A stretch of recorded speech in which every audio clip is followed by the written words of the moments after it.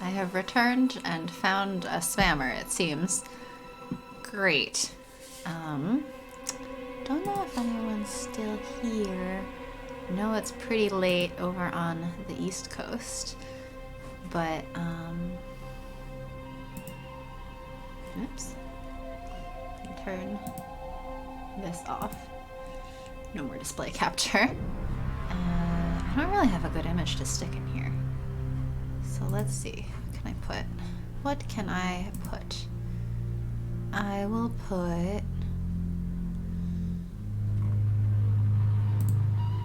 Actually, I'm going to put our lovely banner that I believe Donna the Artist, or Artist Donna, is her handle. Maybe Donna the Artist. Let's see.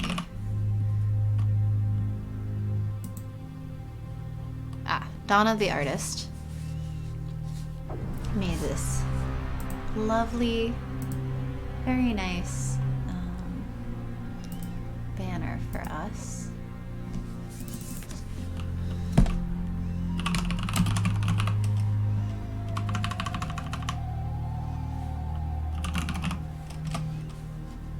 I'm going to stick that into the usual game capture location, I think. Because it's really nice looking, and I feel like I should use it more. And I don't really have a good thing to stick into the usual window right now, so win-win. I think that's a win-win. Cute little scenes from all of these games that we've played before, including mashing up Arcade Spirits and Amnesia together, which is perhaps a little silly. Yeah. And I'm currently playing music from Stefan Ruesch, which I guess I will stick. I will put a link in here with music credit, I guess. Text. Here we go. New text. Music credit. Just playing this off YouTube. It says it's royalty free.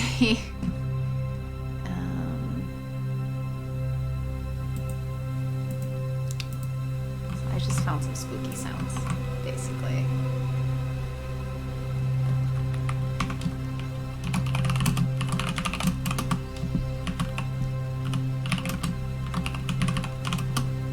I'm going to be reading Poe, and I mean, if I'm reading Poe, it should probably be spooky music.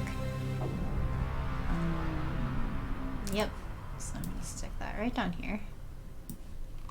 Make the banner a little bit smaller so you can see the credit, and also so you can see more of the banner, because it's really cute.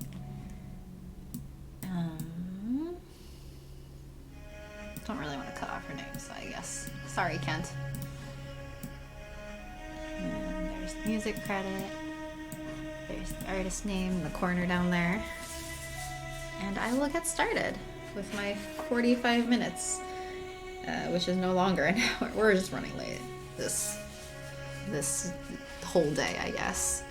I blame Sharky. Yeah, I'll get started on reading.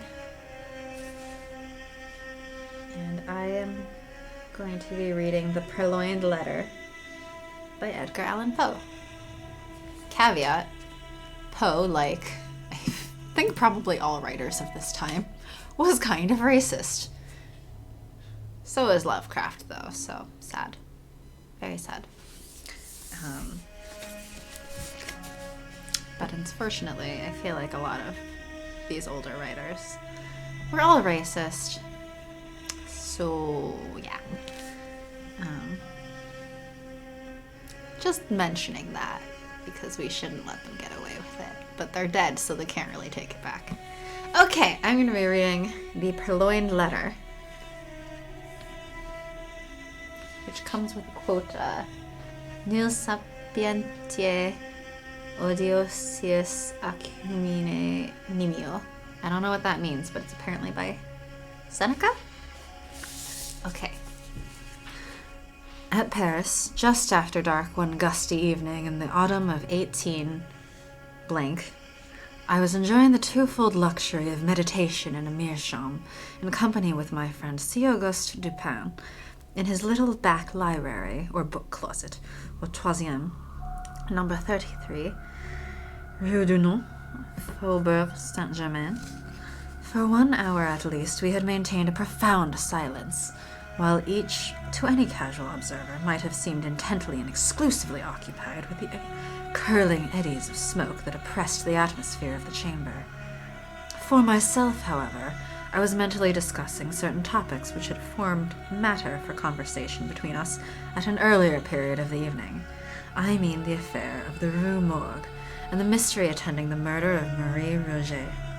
I looked upon it, therefore, as something of a coincidence, when the door of our apartment was thrown open and admitted our old acquaintance, Monsieur G., the prefect of the Parisian police. We gave him a hearty welcome, for there was nearly half as much of the entertaining as of the contemptible about the man, and we had not seen him for several years. We had been sitting in the dark, and Dupin now arose for the purpose of lighting a lamp, but sat down again, without doing so, upon G's saying that he had called to consult us, or rather to ask the opinion of my friend, about some official business which had occasioned a great deal of trouble. If it is any point requiring reflection, observed Dupin, as he forbore to enkindle the wick, we shall examine it to better purpose in the dark. That is another of your odd notions, said the prefect, who had a fashion of calling everything odd that was beyond his comprehension, and thus lived among an absolute legion of oddities. Very true, said Dupin, as he supplied his visitor with a pipe and rolled towards him a comfortable chair. And what is the difficulty now? I asked. Nothing more in the assassination way, I hope? Oh no, nothing of that nature. The fact is, the business is very simple indeed, and I make no doubt that we can manage it sufficiently well ourselves. But then I thought Dupin would like to hear the details of it, because it is so excessively odd. Simple and odd, said Dupin. Why, yes, and not that exactly that either. The fact is, we have all been a good deal puzzled because the affair is so simple, and yet baffles us altogether. Perhaps it is the very simplicity of the thing which puts you at fault, said my friend. What nonsense do you talk, replied the prefect, laughing heartily. Perhaps the mystery is a little too plain, said Dupin. Oh, good heavens, who ever heard of such an idea? A little too self-evident. Ha! Ha! Ha! Ha! Ha! Ha! Ho! Ho! Ho! Roared our visitor, profoundly amused. Oh, Dupin, you will be the death of me yet. And what, after all, is the matter on hand? I asked. Why, I will tell you, replied the prefect, as he gave a long, steady, and contemplative puff, and settled himself in his chair. I will tell you in a few words, but before I begin, let me caution you that this is an affair demanding the greatest secrecy, and that I should most probably lose the position I now hold were it known that I confided it to anyone. Proceed, said I. Or not, said Dupin. Oh. Wait, I forgot to change the thing. Let's see.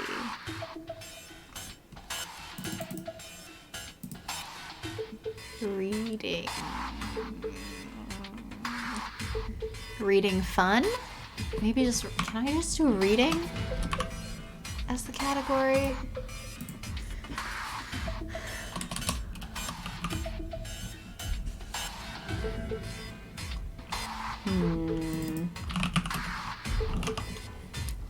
What do I put as the theme now?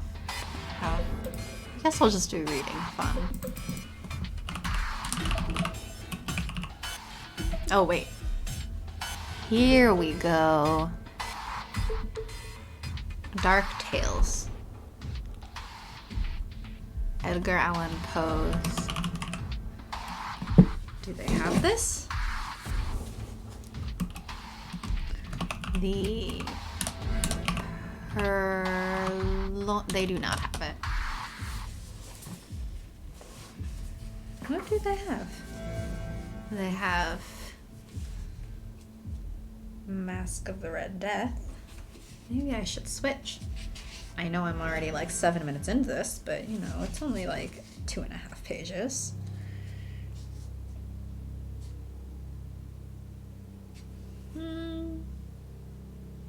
Yeah, I will switch to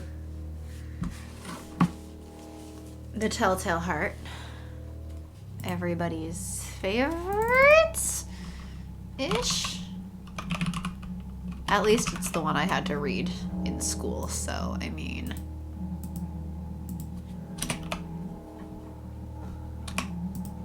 I assume, perhaps wrongly.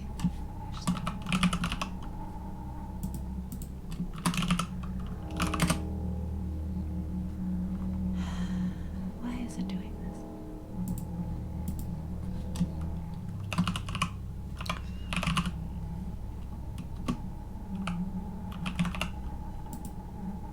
Okay. Reading aloud.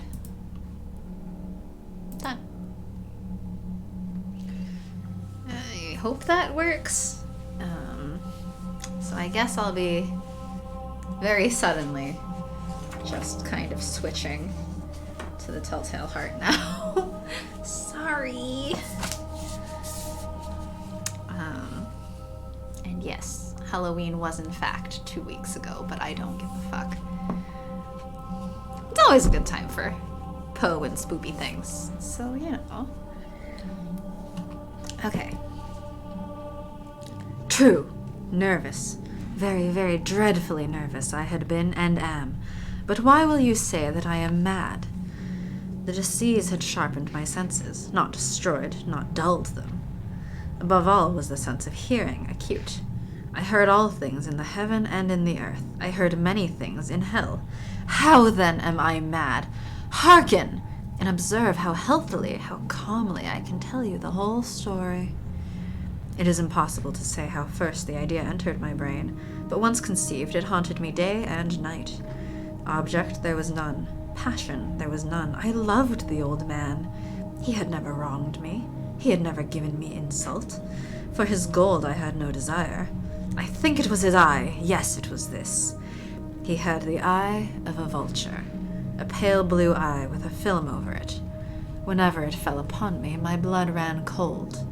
And so by degrees, very gradually, I made up my mind to take the life of the old man, and thus rid myself of the eye forever. Now this is the point. You fancy me mad. Madmen know nothing, but you should have seen me. You should have seen how wisely I proceeded, with what caution, with what foresight, with what dissimulation I went to work. I was never kinder to the old man than during the week before I killed him. And every night, about midnight, I turned the latch of his door and opened it, oh so gently. And then, when I had made an opening sufficient for my head, I put in a dark lantern, all closed, that no light shone out. Then I thrust in my head. Oh, you would have laughed to see how cunningly I thrust it in. I moved it slowly, very, very slowly, so that I might not disturb the old man's sleep. It took me an hour to place my whole head within the opening so far that I could see him as he lay upon his bed. Ha! Would a madman have been so wise as this? And then, when my head was well within the room, I undid the lantern, cautiously, oh so cautiously, for the hinges creaked. I undid it just so much that a single thin ray fell upon the vulture eye. And this I did for 7 long nights. Every night, just at midnight, but I found the eye always closed, and so it was impossible to do the work, for it was not the old man who vexed me, but his evil eye. And every morning, when the day broke, I went boldly into the chamber and spoke courageously to him, calling him by name in a hearty tone, and inquiring how he has passed the night. So you see he would have been a very profound old man indeed, to suspect that every night, just at 12, I looked in upon him while he slept. Upon the 8th night I was more than usual cautious in opening the door. A watch's minute hand moves more quickly than mine. Then did mine. Never before that night had I felt the extent of my own powers, of my sagacity. I could scarcely contain my feelings of triumph. To think that there I was, opening the door little by little, and he not even to dream of my secret deeds or thoughts. I fairly chuckled at the idea, and perhaps he heard me, for he moved on the bed suddenly, as if startled. Now you may think that I drew back, but no! His room was as black as pitch with the thick darkness, for the shutters were close-fastened through fear of robbers. And so I knew that he could not see the opening of the door, and I kept pushing it on steadily, steadily. I had my head in and was about to open the lantern, when my thumb slipped upon the tin fastening, and the old man sprang up in bed, crying out, "Who's there?" I kept quite still and said nothing. For a whole hour I did not move a muscle, and in the meantime I did not hear him lie down. He was still sitting up in the bed, listening, just as I have done, night after night, hearkening to the death watches in the wall. Presently I heard a slight groan, and I knew it was the groan of mortal terror. It was not a groan of pain or of grief. Oh, no. It was the low, stifled sound that arises from the bottom of the soul when overcharged with awe. I knew the sound well. Many a night, just at midnight, when all the world slept, it has welled up from my own bosom, deepening with its dreadful echo the terrors that distracted me. I say I knew it well. I knew what the old man felt, and pitied him, although I chuckled at heart. I knew that he had been lying awake ever since the first slight noise when he had turned in bed. His fears had been ever since growing upon him. He had been trying to fancy them causeless, but could not. He had been saying to himself, "It is nothing but the wind in the chimney. It is only a mouse crossing the floor," or "It is merely a cricket which has made a single chirp." Yes, he had been trying to comfort himself with these suppositions, but he had found all in vain. All in vain, because death, in approaching him, had stalked with his black shadow before him and enveloped the victim. And it was the mournful influence of the unperceived shadow that caused him to feel, although he neither saw nor heard, to feel the presence of my head within the room. When I had waited a long time, very patiently, without hearing him lie down, I resolved to open a little, a very, very little crevice in the lantern. So I opened it. You cannot imagine how stealthily, until at length was the simple dim ray, like the thread of the spider, shot out from the crevice and fell full upon the vulture eye. It was open, wide, wide open, and I grew furious as I gazed upon it. I saw it with perfect distinctness, all a dull blue, with a hideous veil over it that chilled the very marrow in my bones, but I could see nothing else of the old man's face or person, for I had directed the ray as if by instinct precisely upon the damned spot. And have I not told you that what you mistake for madness is but over-acuteness of the sense? Now I say there came to my ears a low, dull, quick sound, such as a watch makes when enveloped in cotton. I knew that sound well, too. It was the beating of the old man's heart. It increased my fury as the beating of a drum stimulates the soldier into courage. But even yet I refrained and kept still. I scarcely breathed. I held the lantern, motionless.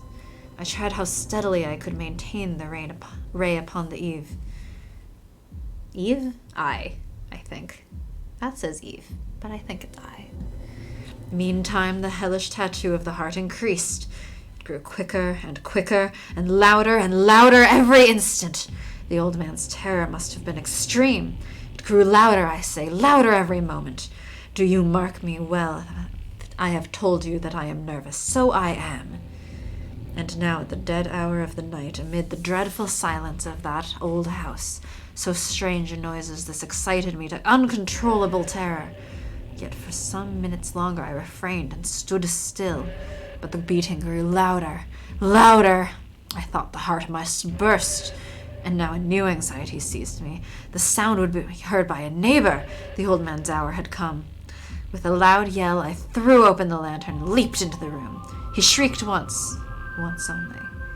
In an instant, I dragged him to the floor and pulled the heavy bed over him. I then smiled gaily to find the deed so far done. But for many minutes, the heart beat on with a muffled sound.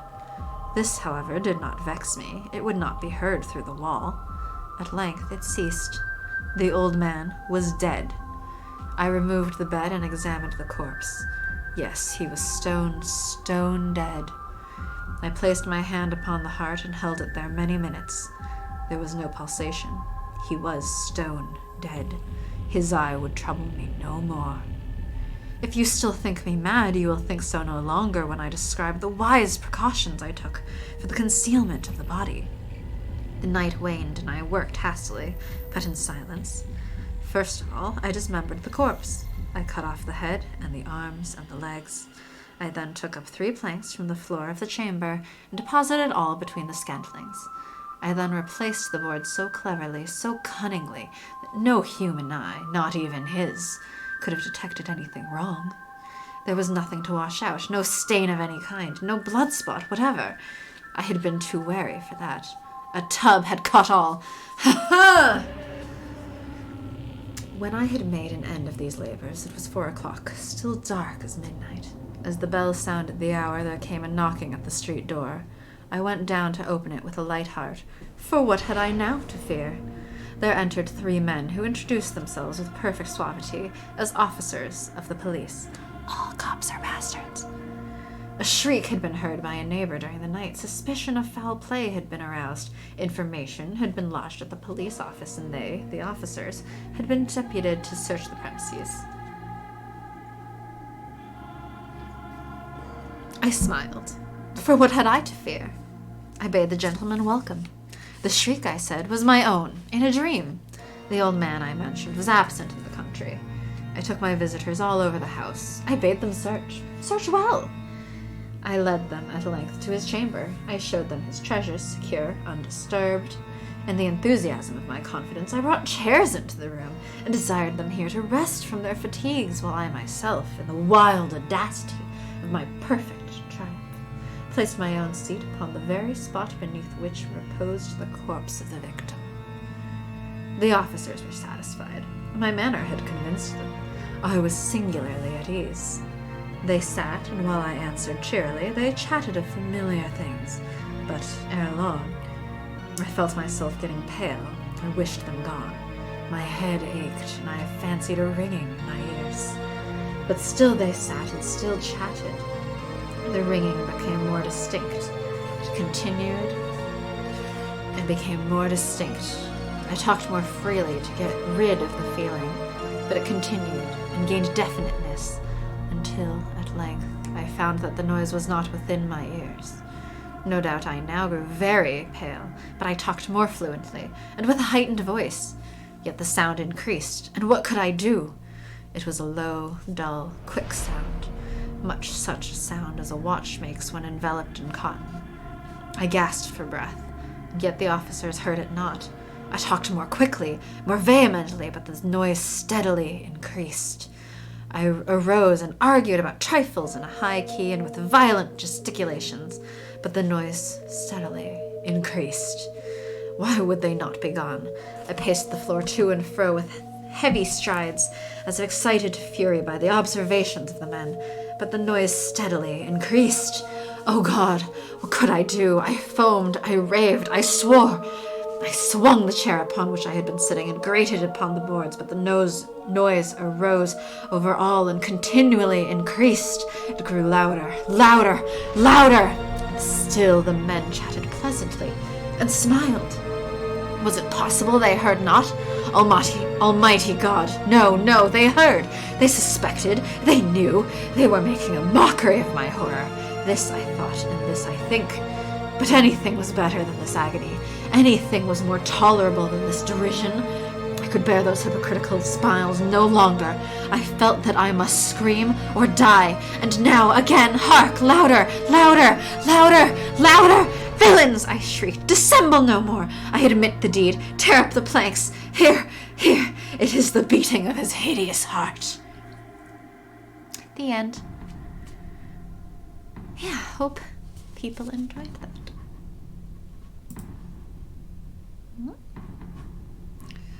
Hope everyone enjoys in the future that reading. It seems that in my louder and faster, increased heart beating reading, I'm actually done earlier than I thought I'd be. And the next one in my book is The Raven. But I have read The Raven before. Technically, I've read The Telltale Heart before as well, but I don't want to do just the most famous. So let's see. What else do they have here on the Twitch list? They have... And what do they have in my little book here? There is...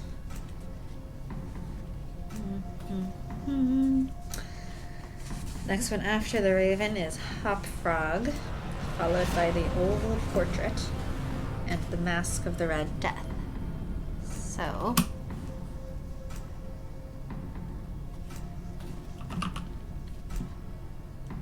they don't seem to have Hop Frog or The Oval Portrait, but they do have Mask of the Red Death here on Twitch, so I'm going to read that one next. I think that is what I shall do. That one's also a short story, so I think it should be fine. And probably whenever that one's done is about when I will end this stream.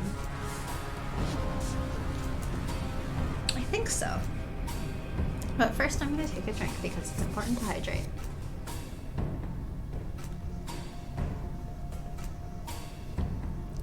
Alright. I'm not familiar with The Mask of the Red Death, actually, but I do own a board game based on it. But because I haven't played it prior to quarantine and it requires like 4+ people, I have still not played it, but I guess it's probably a good idea to read the story before I play that board game anyway. So, yeah.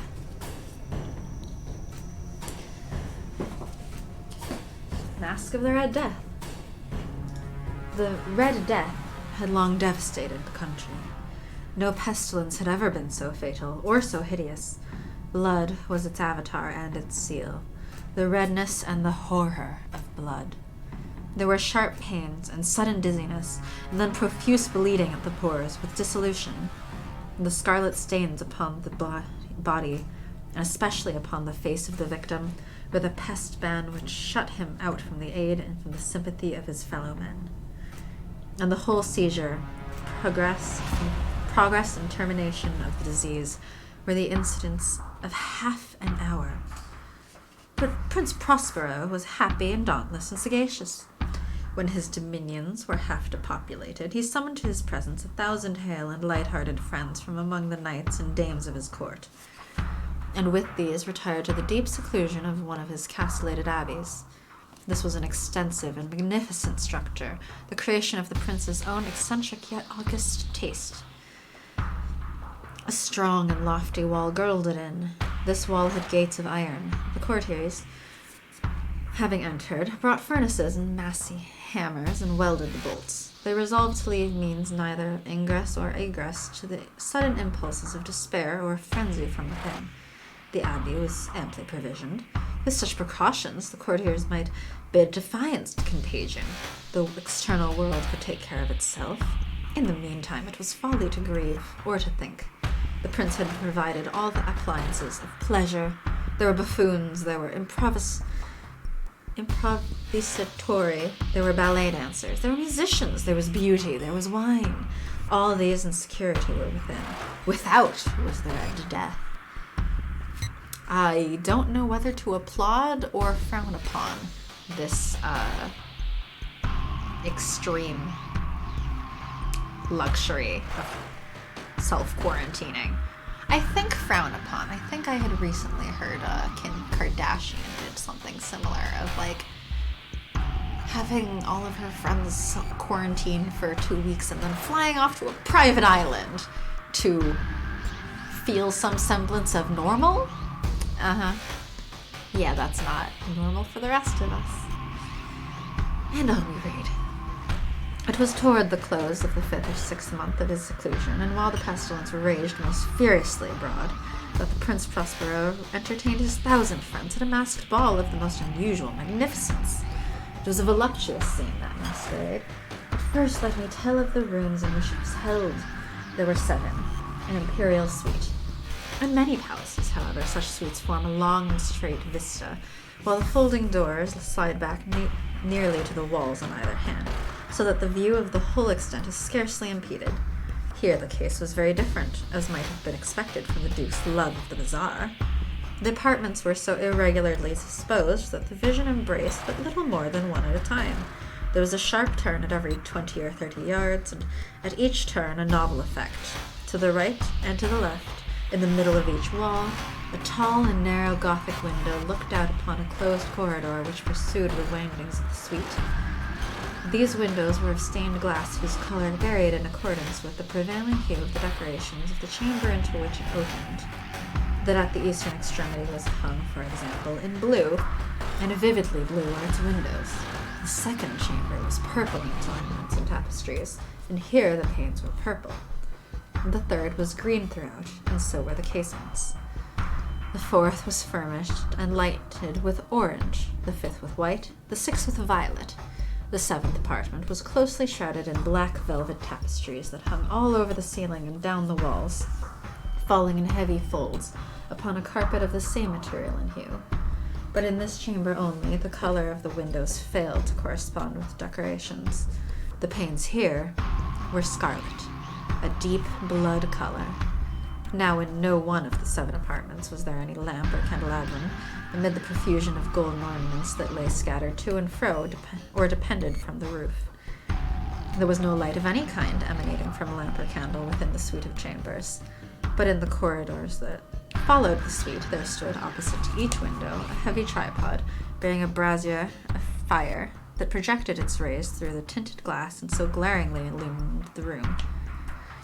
And thus were produced a multitude of gaudy and fantastic appearances.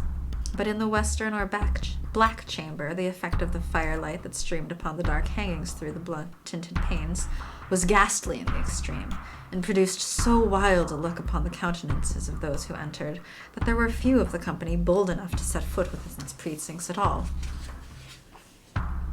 It was in this apartment also that there stood against the western wall a gigantic clock of ebony. Its pendulum swung to and fro with a dull, heavy, monotonous clang, and when the minute hands made the circuit of the face and the hour was to be stricken, there came from the brazen lungs of the clock a sound which was clear and loud and deep and exceedingly musical, but of so peculiar a note and emphasis that, at each lapse of an hour, the musicians of the orchestra were constrained to pause momentarily in their performance, to hearken to the sound, and thus the waltzers perforce ceased their evolutions, and there was a brief disconcert of the whole gay company. And while the chimes of the clock yet rang, it was observed that the giddiest grew pale, and the more aged and sedate passed their hands over their brows, as if in confused reverie or meditation. But when the echoes had fully ceased, a light laughter at once pervaded the assembly.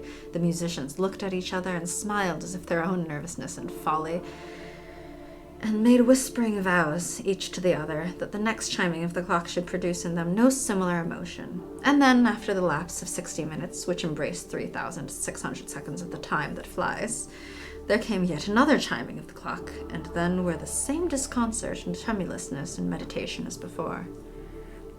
Yes, partying, but every 60 minutes, just absolute confusion. How do they sleep? That's Like, really? If it's so loud and disconcerting, how do they sleep? How do they fall asleep? Maybe there is no sleep. Maybe they just party 24/7 for months on end, and that's why this story happens, is because they've all lost their minds. But in spite of these things, it was a gay and magnificent revel. The tastes of the Duke were peculiar. He had a fine eye for colors and effects. He disregarded the decora of mere fashion. His plans were bold and fiery, and his conceptions glowed with barbaric luster. There are some who would have thought him mad. His followers felt that he was not. It was necessary to hear and see and touch him to be sure that he was not. He had directed in great part the movable embellishments of the 7 chambers upon occasion of this great fete, and it was his own guiding taste which had given character to the masqueraders. Be sure they were grotesque. There were much glare and glitter and piquancy and phantasm, much of what has been since seen in Hernani. There were arabesque figures with unsuited limbs and appointments. There were delirious fancies, such as the madman fashions. There was much of the beautiful, much of the wanton, much of the bizarre, something of the terrible, and not a little of that which might have excited disgust. To and fro in the 7 chambers there stalked, in fact, a multitude of dreams. And these, the dreams, writhed in and about, taking hue from their rooms, and causing the wild music of the orchestra to seem as the echo of their steps. And anon there strikes the ebony clock which stands in the hall of the velvet, and then, for a moment, all is still, and all is silent, save the voice of the clock. The dreams are stiff frozen as they stand, but the echoes of the chime die away. They have endured but an instant, and a light, half-subdued laughter floats after them as they depart.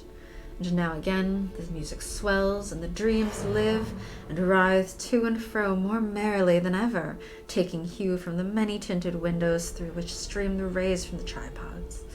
But to the chamber which lies most westwardly of the 7, there are now none of the maskers who venture, for the night is waning away, and there flows a ruddier light through the blood-colored panes, and the blackness of the sable drapery appalls. And to him whose foot falls upon the sable carpet, there comes from the near clock of ebony a muffled peal more solemnly emphatic than any which reaches their ears, who indulge in the more remote gaieties of the other apartments. But these other apartments were densely crowded, and in them beat feverishly the heart of life, and the revel went whirlingly on, until at length there commenced the sounding of midnight upon the clock. And then the music ceased, as I have told, and the evolutions of the waltzers were quieted, and there was an uneasy cessation of all things but as before. But now there were 12 strokes to be sounded by the bell of the clock, and thus it happened perhaps that more of thought crept, with more of time, into the meditations of the thoughtful among those who revelled. And thus, too, it happened, perhaps, that before the last echoes of the last chime had utterly sunk into silence, there were many individuals in the crowd who had found leisure to become aware of the presence of a masked figure which had arrested the attention of no single individual before. And the rumor of this new presence having spread itself whisperingly around, there arose at length from the whole company a buzz or murmur, expressive of disapprobation and surprise, then, finally, of terror, of horror, and of disgust. In an assembly of phantasms such as I have painted, it may well be supposed that no ordinary appearance could have excited such sensation. In truth, the masquerade license of the night was nearly unlimited, but the figure in question had out-Heroded Herod, and gone beyond the bounds of even the prince's infinite decorum. There are chords in the hearts of the most reckless which cannot be touched without emotion. Even with the utterly lost, to whom life and death are equally jests, there are matters of which no jest can be made. The whole company, indeed, seemed now deeply to feel that in the costume and bearing of the stranger neither wit nor propriety existed. The figure was gaunt. The figure was tall and gaunt, and shrouded from head to foot in the habiliments of the grave. The mask which concealed the visage was made so nearly to resemble the countenance of a stiffened corpse that the closest scrutiny must have had difficulty in detecting the cheat. And yet all this might have been endured if not approved by the mad revelers around. But the mummer had gone so far as to assume the type of the Red Death. His vesture was dabbled in blood, and his broad brow, with all the features of the face, was besprinkled with the scarlet horror. When the eyes of Prince Prospero fell upon the spectral image, which with a slow and solemn movement, as if more fully to sustain its role, stalked to and fro among the waltzers, he was seen to be convulsed in the first moment with a strong shudder either of terror or distaste, but in the next his brow reddened with rage.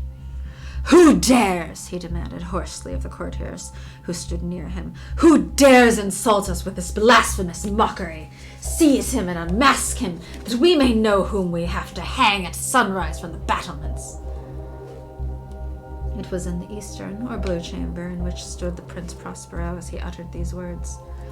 They rang throughout the 7 rooms loudly and clearly, for the prince was a bold and robust man, and the music had become hushed at the waving of his hand. It was in the blue room where stood the prince, with a group of pale courtiers by his side. At first, as he spoke, there was a slight rushing movement of this group in the direction of the intruder, who at the moment was also near at hand, and now, with deliberate and stately step, made closer approach to the speaker. But from a certain nameless awe with which the mad assumptions of the mummer had inspired the whole party, there were found none who put forth a hand to seize him, so that, unimpeded, he passed within a yard of the prince's person, and, while the vast assembly, as if with one impulse, shrank from the centers of the rooms to the walls, he made his way, uninterruptedly, but with the same solemn and measured step which had distinguished him from the first,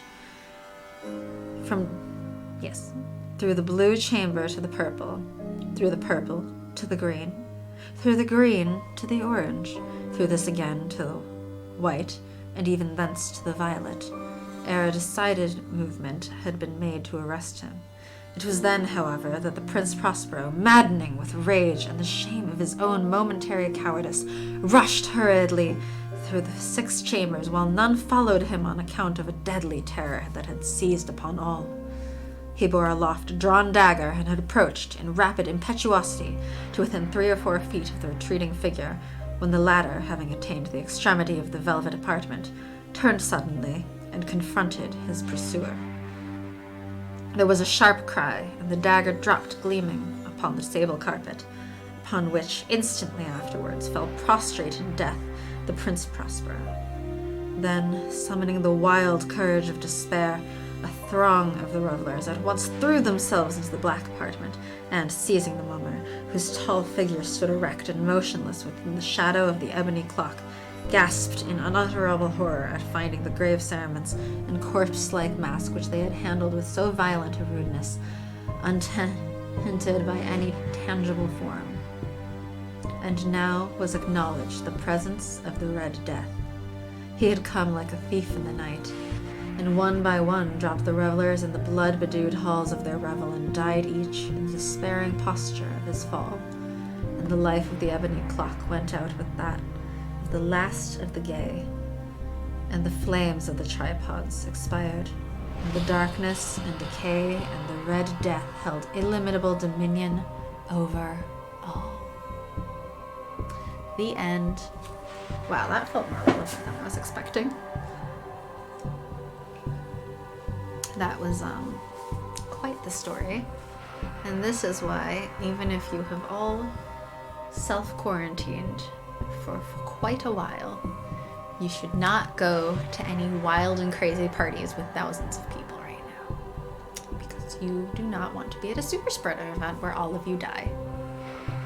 Granted, COVID does not have a 100% kill rate like the Red Death apparently does. But I mean, still, everybody stay safe and stay well. And now, I still have a couple minutes left, actually. I guess I read faster than I think, even out loud. Let's see. I don't know that I have enough time for another story, though.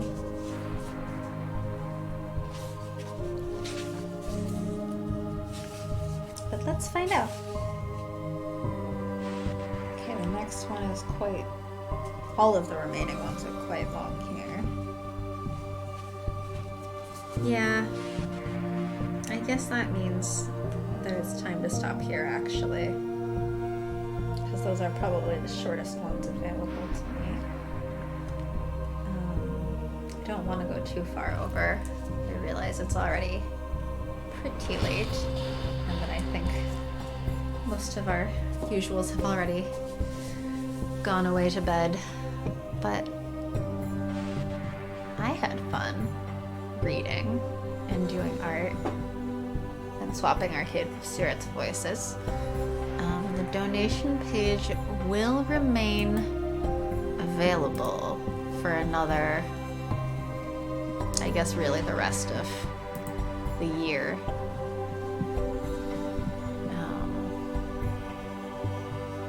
So I guess this is all basically fine. People can continue to make donations on our Extra Life donation page. We'll keep going through whatever giveaways and whatnot and keep up the incentives through the rest of the year. So I believe we're planning on playing Arcade Spirits also through the rest of the year, just because we're slow. So you can make us swap voices again. If we get requests, incentive pays on any of the other stuff that we have offered, we'll just bring those games back for the remainder of the year. That's open. So yeah, if you want to torture Sharky with any of the Melody of Memory incentives or submit any art requests, please feel free. And I guess, yeah, that's it. Thank you so much to everyone who donated. I'm betting the children really appreciate it. You know, charity is a good cause and all that. And I hope everyone has a good night. Hopefully no one has nightmares after that reading. I don't think so. They're grim, but they're not that creepy. I think. I don't know. Hopefully no one has nightmares of COVID just slipping into their homes.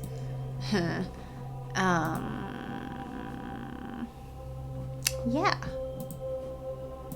Anyway, it's 11 here now, which means that's the end of this segment, and that's the end of our Extra Life weekend.